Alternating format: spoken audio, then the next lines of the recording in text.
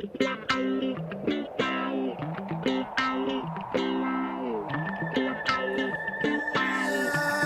better get up.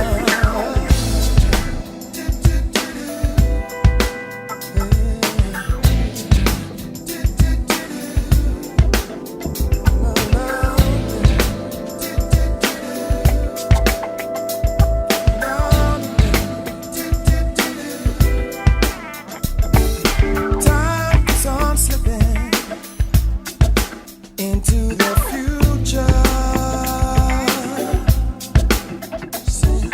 Time keeps on slipping, slipping, slipping into the future. So I wanna fly like an eagle to the sea. Fly like an eagle, make my spirit carry me. I wanna fly. Welcome to another edition of AAU, All Things Education. I'm your host, Fidel Jones. This show is dedicated to bringing parents, students, and educators relevant and timely information relevant to issues concerning education, from the college application process to the student athlete to the topic that we're going to be talking about today, which is self-esteem and how self-esteem actually impacts students in a real way, and not just students, but everyone. So we're going to have a great conversation about that today. So I'm excited to share this information with you, and in the words of Maya Angelou, when you learn, teach, and when you get, give. I'd also like to take the opportunity to thank our sponsors of the show, Mr. and Mrs. Roger and Shavana Johnson. They are the founders of the Whitney E. Johnson Foundation, which is a 503 not-for-profit organization that provides tutoring and mentoring and counseling to our youth. They are also the executive producers for AAU, and AAU stands for All About Us. So All About Us, or AAU Teen Talk TV. And they are also the CEO and CFO of AAU Youth Magazine. So to get more information about that, you can visit their website. It's aaum.com. And just on another note, to continue the programming that we are bringing you, all of AAU programming, I would encourage you to go to the Whitney E. Johnson website, which is wejfoundation.org, where you can donate. And if you've missed any of AAU All Things Education episodes, you can also get that on my website, which is DeliTeach, and that's DeliTeach.com. And you can get information about the past shows, and you can also, there's also a link to donate today to the Whitney E. Johnson Foundation as well. So again, I'm excited to bring this information to you this afternoon.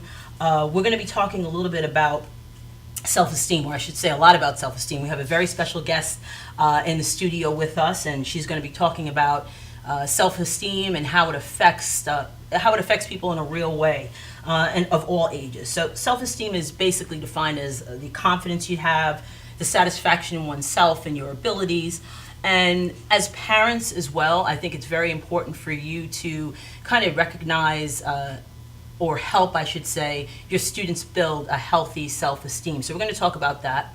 We're also going to talk about our guests and how she helps everyone kind of be the best person that they could possibly be. So I'm going to introduce our guest for this afternoon, but before that, you can also call in to be part of the conversation. And I think the number is across the screen, but it's 631-669-7999. So I'd like to welcome Darlene Aiken. Ms. Aiken is the Principal Associate of D. Aiken Associates. She's also an adjunct lecturer, publisher, transformational speaker, blogger, and international best-selling author. Her current book, How to Be a Young Lady, Your Total Guide for Being the Best Possible You, is available on Amazon.com. I've had the opportunity to read through the book and kind of get some information about it. It's a great book for any young girl that you may have, so here's a copy of that. Again, you can get that on Amazon.com.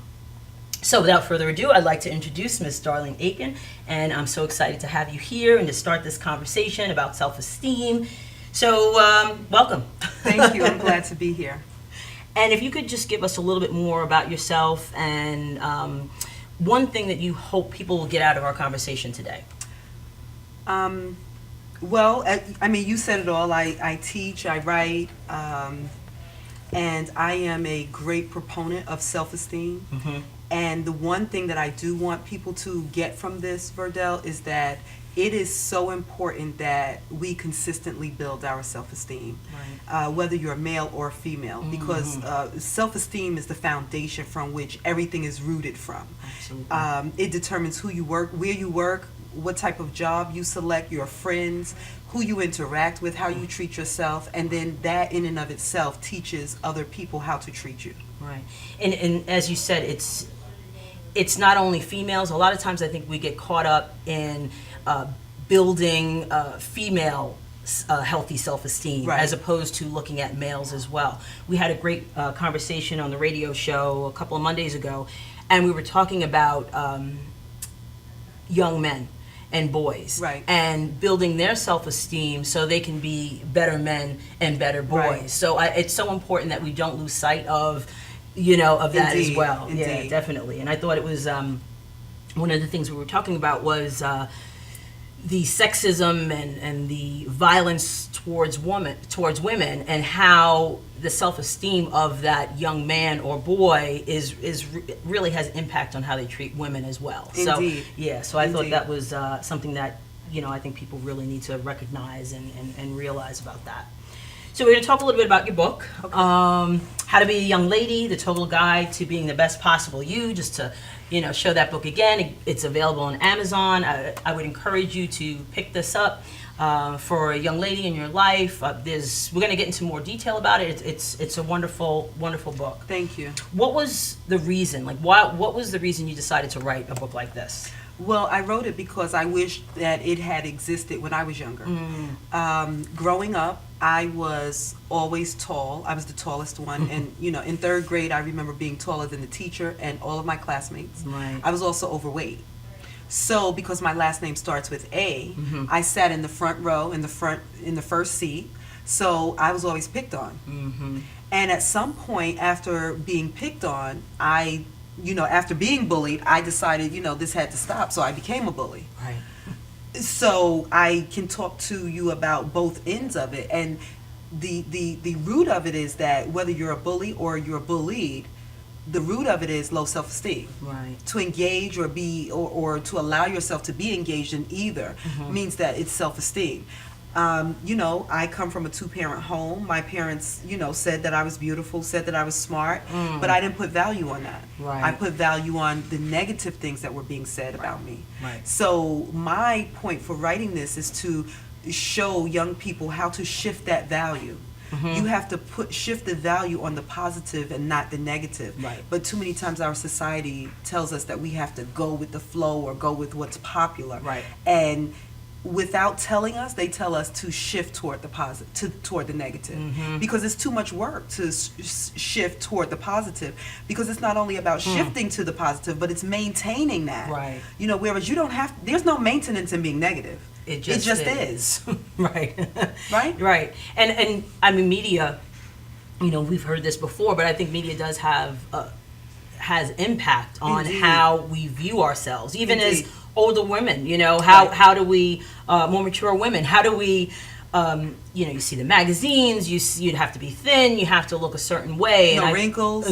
Right. You're supposed to have a certain amount of wrinkles when you get a certain age, because it just is unnatural. Exactly. You're 50 and you have the skin of a 20-year-old, something's not right. Something's not right, exactly. So I think that has so much influence, and trying to combat that, all of those images that we see in the media is a tough task. It's an uphill battle. So the work that you're doing is phenomenal, because it does really teach young girls how to have that mindset moving forward as they go through their adult, and the more you practice it, the more it becomes second nature, so that by the time you get to be in your 30s and 40s, it's already old hat for you, so that now, I mean, there's never, a pinnacle that you reach, but at least it's easier to navigate because you've been doing it for so long. Exactly. So what factors play into low self-esteem? Like how do you recognize that in yourself, or if we're talking about a young child, how does a parent recognize that in their own children? For one, they have to recognize it in themselves first. You can't teach what you don't know. And it has to be first, I believe that it starts with words. The words that you say to yourself, the way you treat yourself, the way your Right. spouse treats you, or Right. your significant other. Children do more of what they see than what you tell them. Right, So when they absolutely. see the interaction with mom and dad, they see the interaction with you and other siblings, they're going to pick up on that. Right. So now when you take a turn from being negative to say, oh, but Verdell, you are beautiful. Right. You're thinking, oh, mommy, but you just called such and such a big It head, doesn't. or Right. It doesn't register. right, Right. And yeah. we have to watch nicknames. People might say, oh, that's so nitpicky, Darlene, but no. Right. Are you calling somebody, a name that refers to their overweight, Right. them being overweight, or are you calling them a nickname that refers to some kind of deformity that they have, or some difference that they may have than everyone else in the family? Because then that subliminally plays into that low self-esteem, and you're the one who's perpetuating it as the Right. parent. Exactly. And I think that's key. So once a parent is able to identify that, Right. and act accordingly in their relationships that their children observe, it becomes something that the children, that your child would kind of, expect. Indeed. Yeah, Indeed. definitely. I mean, I used to, like, for instance, when my son was younger, I would wake him up for school. I would wake him up saying, good morning, African Prince. It's time to get up. Right. Because I immediately want positive thoughts Right. pumping through his head as soon as he gets up. Right. Right? Yeah, So that now absolutely. when he thinks that he's a prince, he thinks that he's royalty, he's going to behave a certain way. Right. Now, it shouldn't be, without balance, so Right. that now he's walking around, serve me. Right. Right. But right. when it's presented with balance, then what happens is you have a certain standard for yourself. Expectation for yourself. Indeed. Yeah, exactly. And then you teach people how to treat you. So Right. it becomes a weeding out process without you having to say anything. Right. I think one of the things that kind of, as a young parent, that struck me, and I'm not sure if it was Maya Angelou or Toni Morrison. I think it may have been Maya Angelou, and she said, "Do your eyes light up when your children walk in the room?" Right. And I think as a parent, that is so key, that when you look at your child, there's a sparkle in your eye. Right. And that resonates with them. Indeed. Calling your son a prince, good morning, that resonates with them. And it Right. kind of forms who they are Right. and how people treat them. So that's it. It's very key. So what is having a healthy self-esteem? What does that actually look like? What does it look like in day to day for a young, we'll talk about young women. What does it look like for them? It means that you can admit to a mistake. Mm-hmm. It means that you can recognize that you are human and understand that, young girls or young people in general, they don't have the capacity in most instances to say, oh, well, I have a mistake. Let's talk about it. Right. You understand? Yeah. But to be able to say, something's not right. I have someone I can go to talk to about this. Or someone called me a name and I've never been called that name before. Is that good or is that bad? And how should I respond? But low self-esteem would say, wow, they called me big head. But I hear them call me that at home, so it must be true. So I'm going to accept that. Right. Right? And then it's a partnership with parents again, because what happens is when your parents refer to you in a certain manner, then you begin to define yourself. Right, absolutely. And once you're able to define yourself, then you then can determine which labels you'll accept and which labels you won't. I mean, because truth be told, we all accept some kind of a label. Right. Is it positive or is it negative? And that's work that you do with your parent and or your caretaker. Right. At an early age. At an early age, So right. if your parents are consistently being positive, and that doesn't mean perfect, it doesn't mean that every day things are rosy and Right. it's like, oh, you're my little Right. angel. No, it doesn't mean that. Right. Because that's not realistic. That's not realistic, But it right. does mean that when something goes wrong, there's a certain way we're going to handle it. We're not going to say you're stupid because you didn't do Right, something right. right. We're going to say, you know what, let's sit down and get a better understanding of how this needs to go. Right. And if they don't do it that way, then you may take some disciplinary action with whatever happens in your home. Right. But you're going, there's a chain of command in which you do it. And Proper there's a order of process, things, right? right. So that now they have a better understanding that, yes, it is okay to make mistakes. Right. No, it's not okay to not obey rules. Right. Right. Right? And that also feeds into a healthy self-esteem, is having rules. Is having And rules, and right. having consequences as a result. Because you also have low self-esteem when your mother thinks or your father thinks that, you're this angel and that you do no wrong. So that now when you get into the real world and you're slapped Right. with the reality that, no, Right. no, you're wrong. You're wrong, right? It's like, what, who, me? Right. So we're going to take a quick break, and when we come back, we're going to talk a little bit about affirmations, which is in part of Darlene's book. So we'll be right back.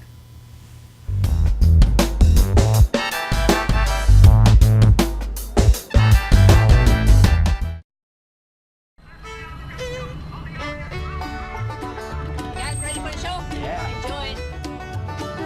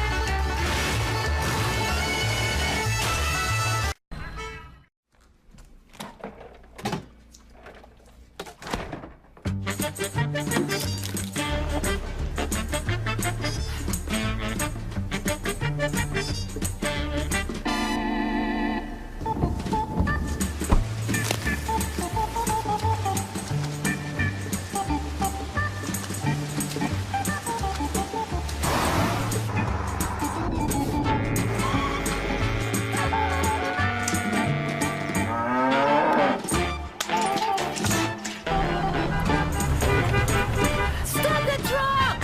Stop the truck!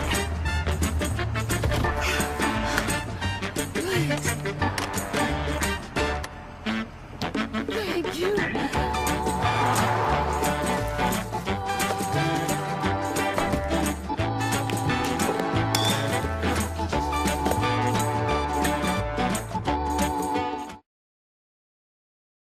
Stretching under sedation or manipulation under anesthesia is a very gentle, very precise procedure to very slowly release any scar tissue that is formed as a result of a traumatic injury. Many people ask, how does this work? Will I get hurt? Will you stretch me too far?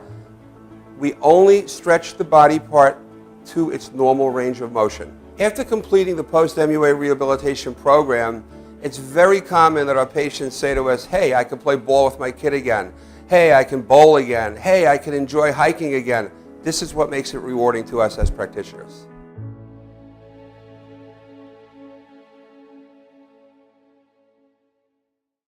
Stretching under sedation.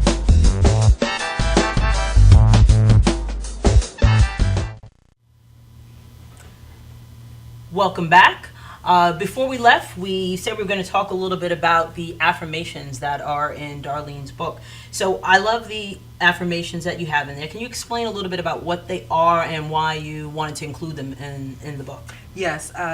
There's a saying where you shouldn't talk to yourself, or if you do, you shouldn't answer yourself. And I Right. just totally don't believe that. You Talk need to to talk to myself all the yourself time. and you need to answer yourself. Like, don't do that. Don't do that. Why? Don't do that. Because, I believe in self-talk, and that's in the book as well, self-talk. Because, we dictate how our day will go.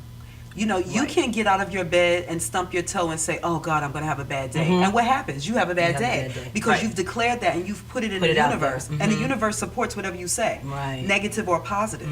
So I included affirmations in the book because I wanted girls to start their day off with positive words that they say to themselves, so that now when someone else says something to them that might be negative, Right. they can remember what they said to themselves and make a declaration and stick to that declaration. And you can do it in one of two ways. You can make that your declaration for the month, or you can Okay. take one and do it each day. Right.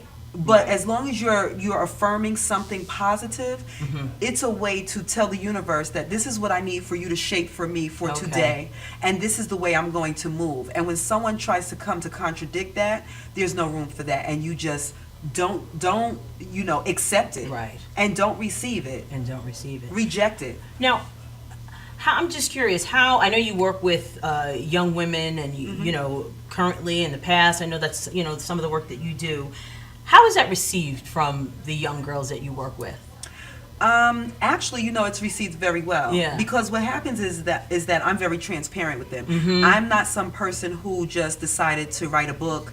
I did some Right. research and I put Right. it in a book, and it's like, take this book, Okay. learn something, kid. No, I talk to them about my struggles. I talk to them about my struggle. Right. Because I wrote the book. I have a little bit of knowledge about some things, but it doesn't mean that my struggle is over. Right. There are days when I don't feel like I'm smart enough, pretty enough, good enough to do whatever it is. Right. But people feel like, okay, because you wrote this book, you have it. Oh no. You have all the Oh, answers. no, Right. not at all. I'll be It- the first to say I don't. Right. It's like it's a work in progress. Indeed. Right. Indeed. And I think one of the keys to that is I think you mentioned it before, is building that foundation Right. to kind of sustain and to carry you through. Every day is not going to be the best day. Right. But at least you can have a lot of good days if you put that up in the universe. And as when you have a said. foundation, you have something Yeah. to revert back to. Absolutely. But when you don't have the foundation, then you're just caught out there in quicksand. Right, exactly. with nowhere to go. Right.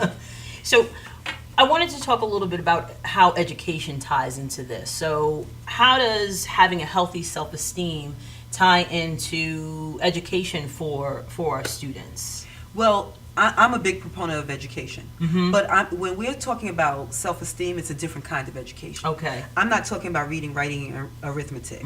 While those things tie in because you need to know how to read, of course, I'm talking about self-education. Educating yourself about who you are, where it is that you see yourself fitting into this thing called life. Right.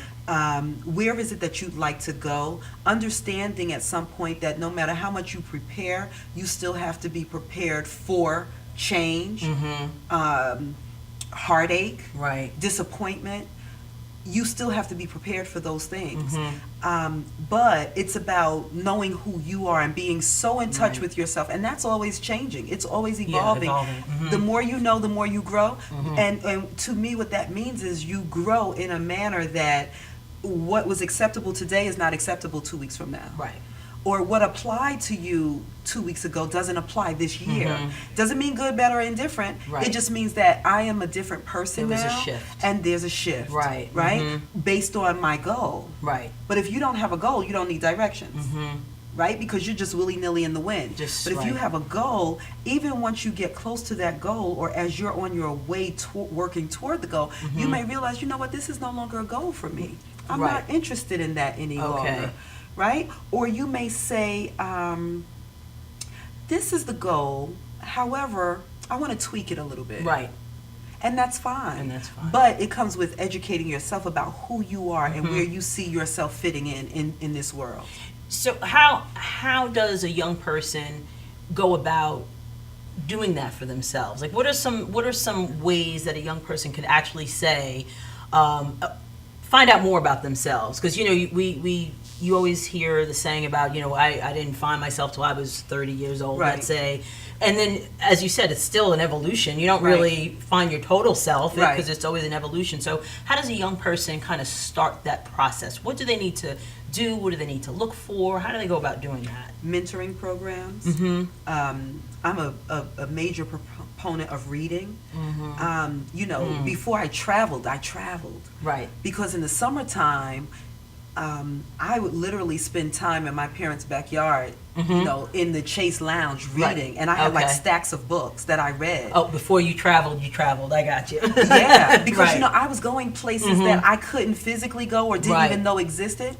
But because I was tapping into the minds of other people, Right. Gordon Parks, Right. Richard Wright, Maya Angelou, Right. I was tapping in, and they had been, world travelers. Right. So I was tapping into their minds, not even knowing I was doing this. Interesting. So that now, when you're reading, it's changing, it's shifting your paradigm Right. just through reading. So I definitely encourage that. I encourage them to get involved with sports. I encourage them to get involved with extracurricular activities, day Right. camps, sleepaway camps, you know, because you are constantly meeting different people from all walks of life, and they're is pouring important. into you. Right. And as they're pouring into you, you're being molded. Right. Right? So that now when you get to a different point in your life, you can take what you need, Yeah. leave alone what you don't, and that all is part of the metamorphosis. Right, that's great. That is wonderful, and it's surrounding yourself. Even if you surround yourself with, like, you have all these experiences,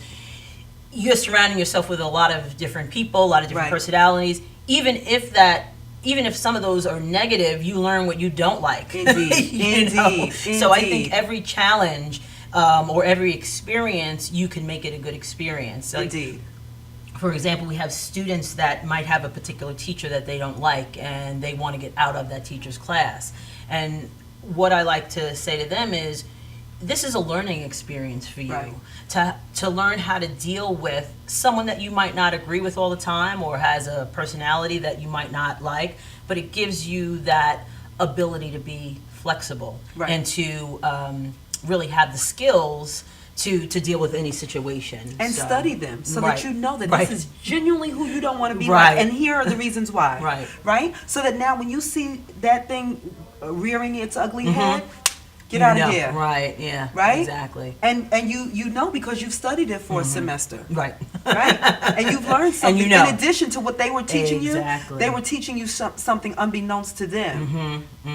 Such a life lesson for students. And I know sometimes parents are a little hesitant to have their child go through that process.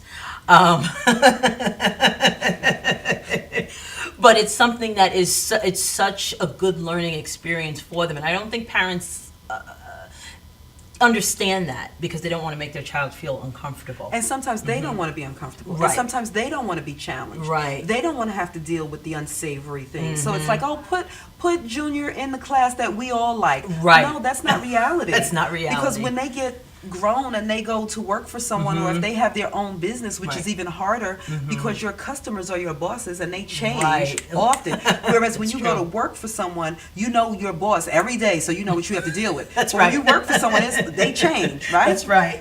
So you can't say, oh, just give me your money, but keep it moving. I don't want to be Right. bothered with you. Yeah. That's not reality. Right. It's not reality. So a lot of times I think it's the parents who don't want to deal with it, but you have to grow through that thing Right. with your child Right. and say, look, identify what you don't like, identify what you do like, and now we together can identify how we're going to work through this together. Right. That's great advice, because a lot of parents will listen to their children and what the children is saying. Get me out of that class, as opposed to Right. that approach. And which I is can get you out excellent. of this class, but how do I Right. get you out of the hard things in Right. life? Exactly. So how can, if it's even possible, educational leaders, how can they foster our children having a higher self-esteem? Is there anything you think educational leaders can do? Indeed, they have to tap into their self-esteem as well. Tap into their own self-agenda, right? Why are you in the field of education? Right. Are you here for summers and holidays off? Right. Are you here to really make a change? Because see, real educators, you know, they create the lawyers and the doctors and the business people Right. and the blue collar, the white collar, the whatever it is. Right. That comes from teachers. It comes from teachers. You know, exactly. so, you know, I was reading an article the other day, and, you know, it was saying how these high executives, highly paid executives, were saying how much we make. Oh, we make this, we make that. Right. And then they said, but teachers, how much do you make? And the teacher got up and said, well, we make lawyers, we make doctors, we make business That's true. owners. Right. And the person who was paid, you know, all of the money and was, you know, boasting, if Right. you will, had to sit down and shut Right. up. Right. Right? Right. Because real teachers make a real difference. And say what you want, there is not one of us who has gotten where we are without our teachers. Without a helping teacher. So right. I say that educators and educational leaders have to look at, why are you really in this position? Is it really your goal to make a difference? Right. How does your own self-esteem play in that? Because see, if you don't have power at home, the only way you can wield your power is Right. in the school setting. That's not good. Right. Exactly. Exactly. So we're going to take another quick break. When we come back, we're going to talk about a little bit more about education and the possibility of maybe all-girls schools, or I should say single-sex schools, all-boys schools, and if that may have an impact on self-esteem.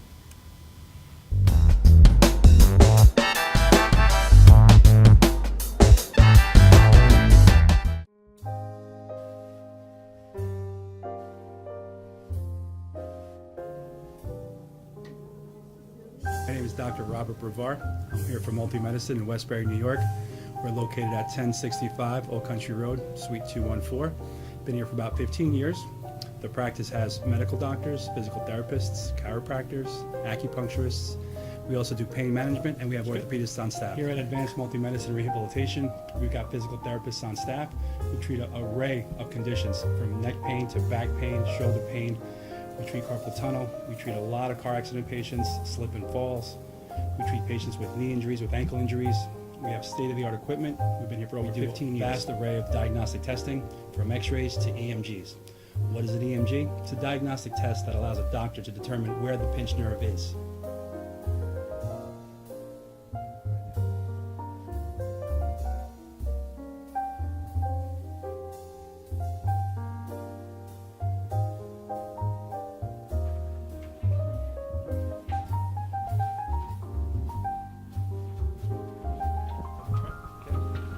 Cora is a physical therapist at Advanced Multi-Medicine and Rehabilitation.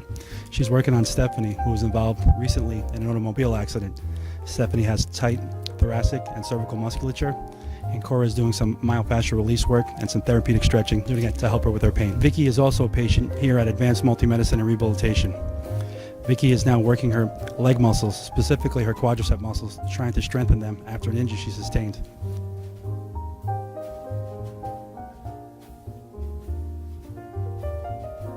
If you find yourself in need of any type of physical therapy, please don't hesitate to call Advanced Multi-Medicine and Rehabilitation, located in Westbury, New York, in Suite 214.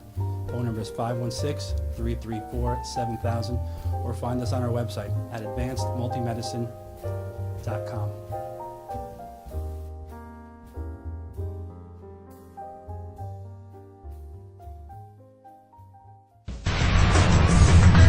Hi, I'm Donnie Most, and you're watching Madhousetv.com. I still got it.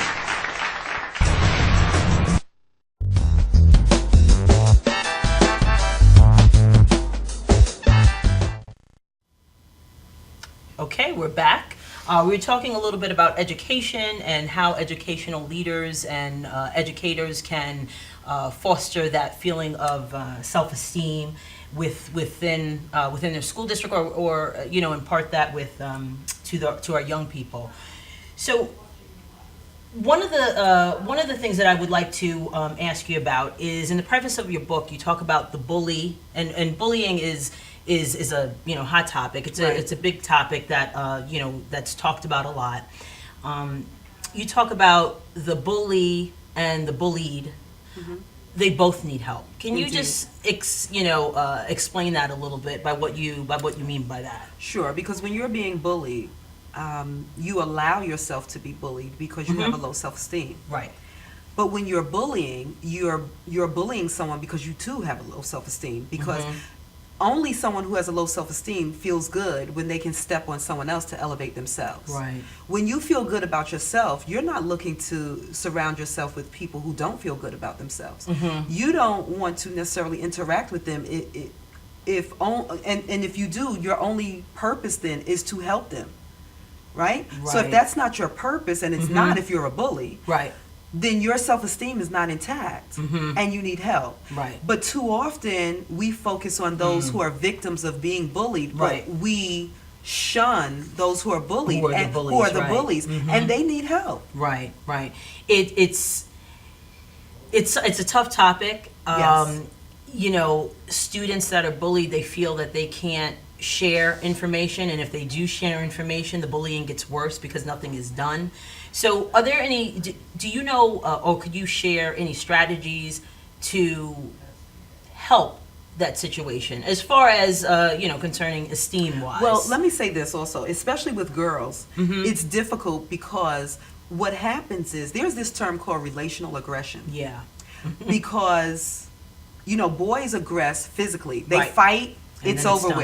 with. Girls, Mean girls. right. Right. And in sociology, there is this term called dyad and another one called triad. And dyad meaning you and I are a dyad now. Okay. A group of two. Okay. But if we bring Shavana in, let's say we're a Right. group of Yes. three. Mhm. So now let's say you and Shavana are friends. You and I are friends. Right. Shavana and I don't know each other. But now you introduce me to Shavana, and Shavana and I find out, you know what, she's not bad, and we click. Right. And now, before you know it, we're going out to... And I'm being And you're being left out. And not in a harsh way. Right. But we might decide one day, you know what, we met up at Burger King, let's Uh-huh. say, and we just started talking, and after that, we went for a walk. Right. And you are driving down with your mom, and you're like, what are they doing together? And I introduced them. That's How right. dare they leave me out? Right. So now you're going to go to one of us and talk bad about the other Right. because you want that dyad to come back. Mm.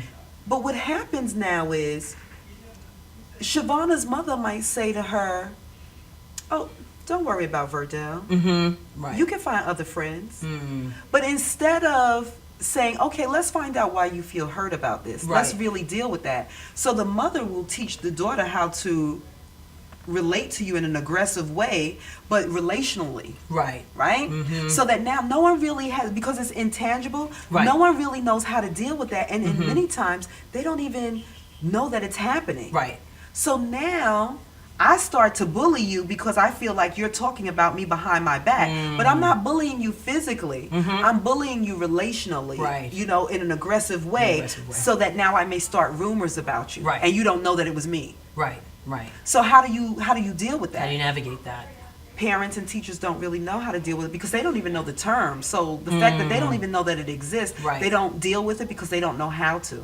And then for those that are being bullied, they're only dealing with those who are the victims of being bullied. Right. They're not dealing with the person who's actually doing the bullying to The find out bullying. what is the What's the crux of this. Right. The cause, the root cause of this. Right. Exactly. So I think that once teachers begin to get educated about what relational aggression is, Yeah. and how it has a long lasting effect, and how parents perpetuate it, then we can get to the root of it. We can begin to get to the root of it. For now, I think what has to happen is the lines of communication have to be opened. Right. All parties have to be called to the carpet, and I think that parents have to be more open. Because it's not easy to know that your daughter is the one that's being Is is doing this. doing the Absolutely. bullying. Right. Because she doesn't act like this at home. Right. Right? Right. She only acts like this in school because she has something to prove. So now you don't want to believe the teacher, and the teacher just doesn't like my daughter. It becomes something else. Right. So a lot of this, we were talking about educational leaders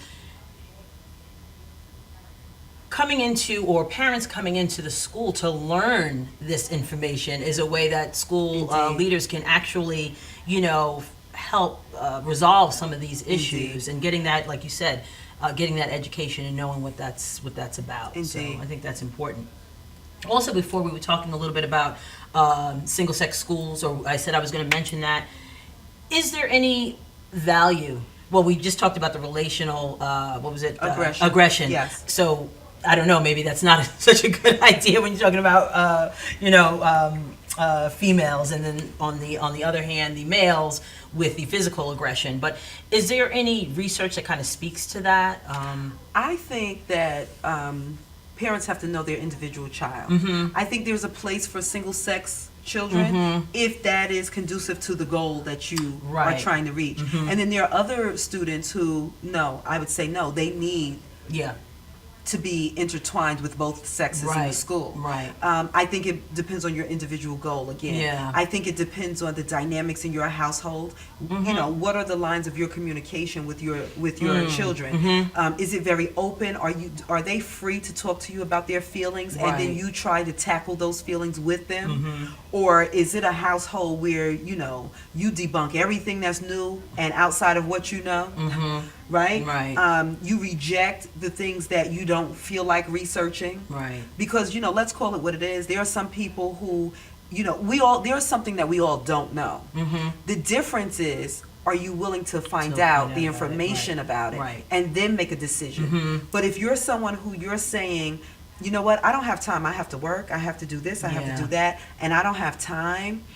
Then you're not going to be so open to doing your research Right, to to see find what's out. really best. You're going to do what's easier for Easier, you right, and your yeah. schedule. Yeah, it's tough.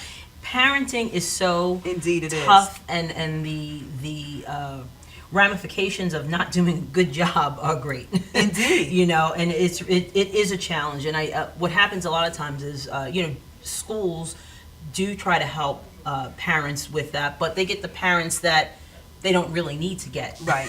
So it is a struggle, and I think if we can reach those young people and teach them those skills, like you said, with mentoring programs, I Right. think it's key. But it's really a struggle to try to help students gain that healthy self-esteem. What I tell my parents in my parenting groups is that parenting is an investment. Mm-hmm.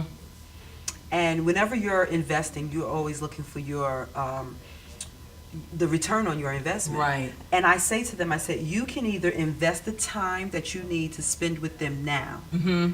or you can invest it later when you are on the opposite side of a probation officer's Right. desk Right. or the police sergeant's desk. Mm-hmm.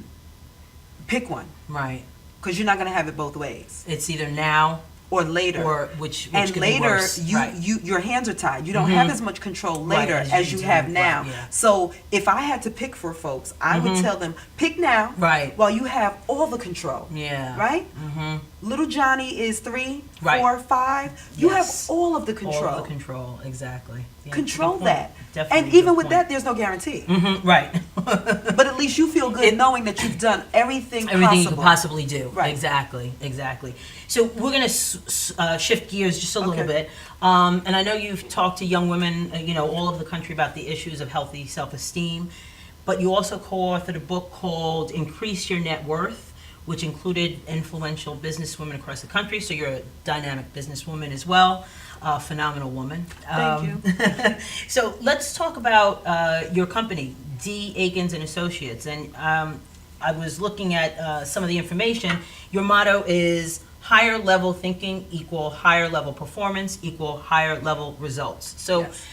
tell us a little bit about your organization and how you help individuals of all ages and basically what you do. Okay. The book is Network to Increase Your Net Worth. Network to increase your net worth. Yes, Mhm, and net worth. it is a book that I co-authored with over 20 business women Okay. across the country, and it was the brainchild of a woman by the name of Toni Coleman Brown. Okay. And she called me one day and she asked me to, contribute, and I said absolutely not because I don't have time. Okay.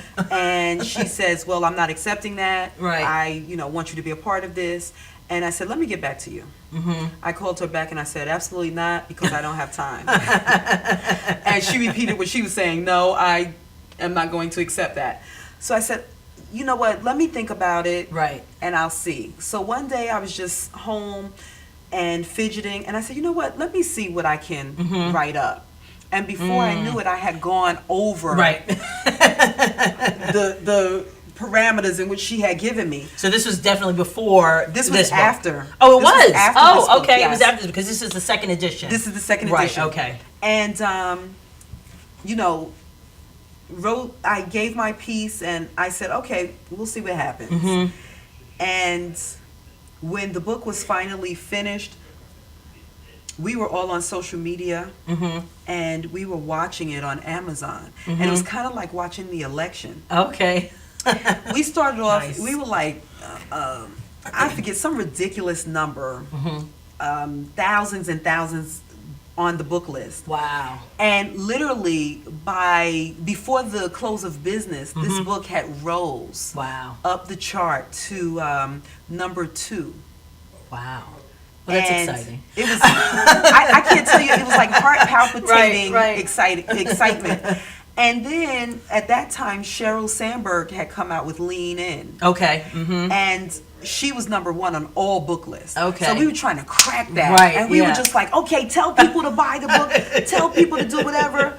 And we just couldn't crack her. She was a bad mamma jamma. Right. But number 2 wasn't too shabby. Right. And some of the co-authors were first-time authors. Nice. So that was a good thing. And how it segued into D. Aiken and Associates is because a lot of the work that I did came under the umbrella of Inner Beauty Solutions. Okay. But as I started getting more corporate clients and male clients, you know, they didn't really want to Right. be cute and beauty and inner and all of that kind of stuff. Right. They didn't want the They solution didn't want to that, inner right. beauty. We're going to take a quick break, Okay. and when we come back, we're going to talk a little bit more about Darlene's company, and so we'll be right back.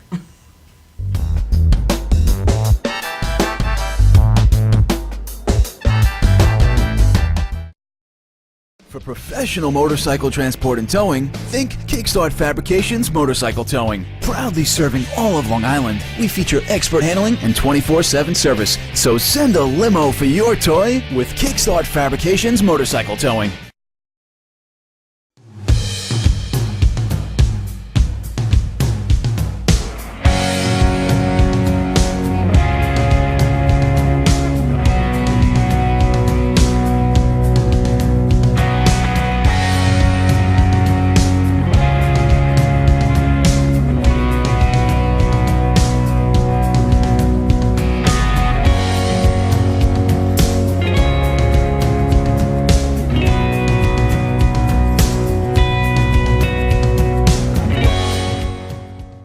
After all the candles are blown out, after the last toast of the night, Cambridge paving stones with ArmorTech stand the test of time. Beautifully designed, built to last. Only Cambridge paving stones have ArmorTech, our unique process that produces a rich, distinctive color. Create your own memories with Cambridge paving stones. Visit CambridgePavers.com. Cambridge paving stones with ArmorTech will always look like new. You got Mickey B here, the Prince of Rock and Roll, and you're watching Madhousetv.com.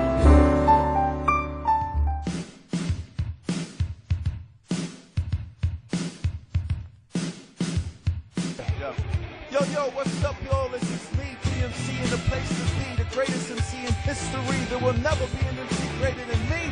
And right about now, the only place for you to be is with your one and only Madhousetv. You are the man.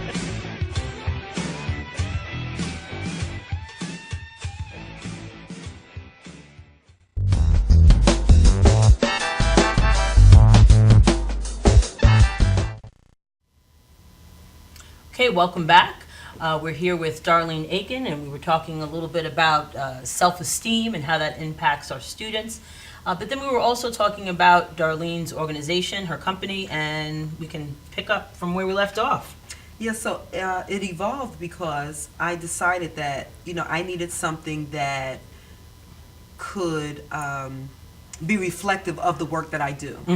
And I do personal and professional development.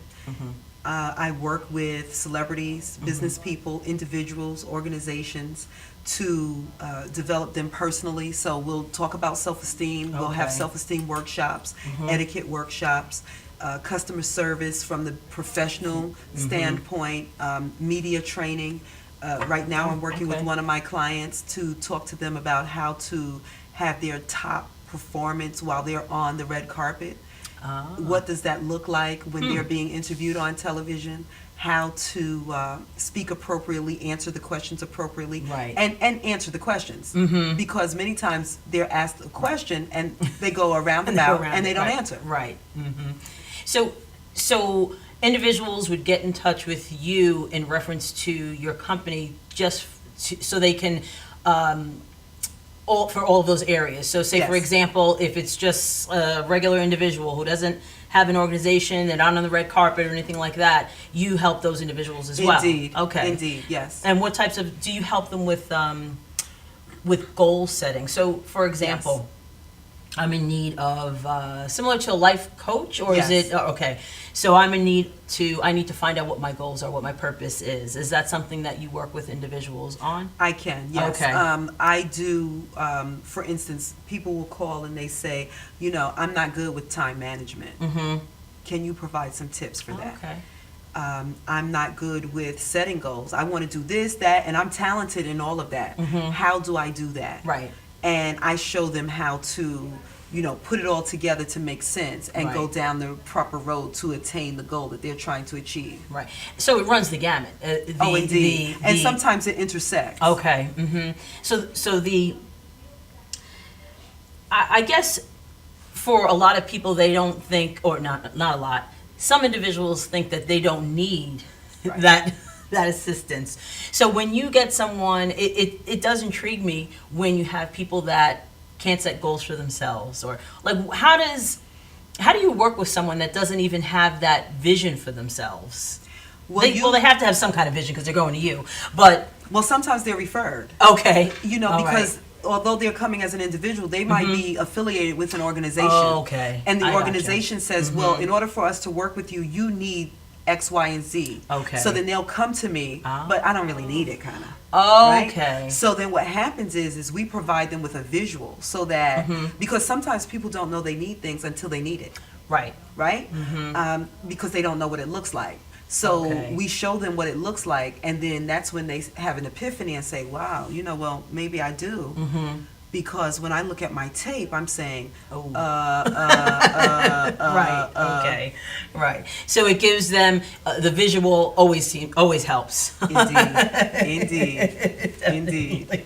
So you work with organizations as well as individuals. So it's pretty extensive. When did you start? How long have you been in business? I've been in business now for over 15 years. Oh, D. okay. Aiken and Associates. I just opened the doors there April of this year. Oh, congratulations! Thank you. So yeah, we did like a total, and the fascinating thing is that we have garnered new clients all without any advertising. Really? Yeah. Wow. So it's been That's a testament to it's a the work great you do. it's a great testimony to have. Right. And at some point we are going to get our website, but we're still in the formulation process. Okay. So I don't want to over Right. promise and under deliver. Right. So we're working with some serious clients right now. Okay. And we have a little bit of a waiting list, and we're looking to grow that waiting list, but Wow. not have them wait so long, so that we can begin to expand. Right. Right. So.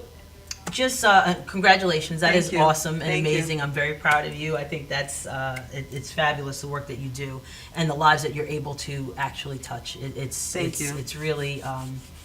It's really testament to the work that you do, and it's great to see. So, if you could take us through the day in the life of Darlene Aiken, what does it look like? You're a businesswoman. You speak. You're an adjunct professor. How do you? Since your organization teaches those things to people, you have to be very good at it because you are doing a lot. How do you manage that? I'm very careful about how I spend my time. Right. Many times people watch a lot of television, and my friends joke with me all the time because I was at a birthday / 4th of July barbecue. Okay. And one of my friends, her son made a joke, and he said something, and everyone was laughing, and I didn't laugh. Right. And they were like, well, darling, that was a song. And I said, oh, because I didn't know. Right. So then I said, oh, so, now I'm laughing after the fact because I didn't know it was a song. Right. You know what I'm saying? So it's important where you spend your time and what you do. Right, Indeed. exactly. And I'm very calculating with my time. Like, people will spend a lot of time on the phone. I'm on the phone, but I'm making it count. Right. If I'm watching television, it's going to be something that's going to grow me. Right. Right? It's going to give back. It's not going to be something that... Empty. Right. Right. And how did you, I think it's important for, especially our young people, to kind of get a sense of where you started and how you came to this point. So was this your initial plan to be doing the things that you're doing now, or what was your vision, and how did you kind of evolve and take yourself from when you were younger to where you are now? I always knew that I didn't want to do the beaten path every day. Okay. I just didn't know how to get there. Right. And I didn't have examples. I mean, my parents worked. Everybody I knew worked. They had the 9 to 5, Yeah, day in, sure. day out, day in, day out. You get a vacation here, maybe. if someone approved it. I always knew I didn't want that. Right. Like, you're going to tell me if I can take vacation? And I feel like I want vacation now. Right. But again, I didn't know how to get to it. And I had a very cushy job in Manhattan. Okay. I was an administrator. Oh, I think we have a call. Oh. Maybe not. Well. Hello, welcome to AAU All Things Education. This is Verdell. Hi, yes. Do you have a question for us? Yeah, I would like to ask a question. Okay. I don't, my voice won't be online, will it? Yes, it will. It is right now.